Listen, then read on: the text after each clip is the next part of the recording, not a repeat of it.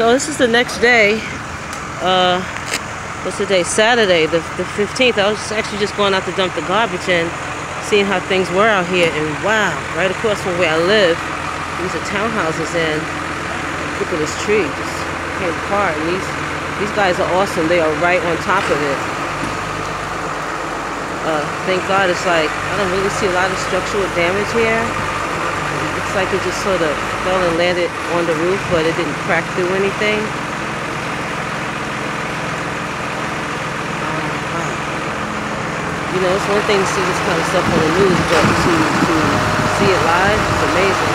Anyway, let me get out of here. So that's the worst that I've seen so far. I mean, I haven't been all over the place, just to the dumpster and back.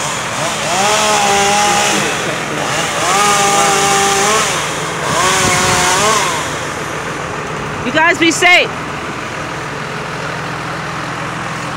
Anyway, I'm gonna save some footage for later on.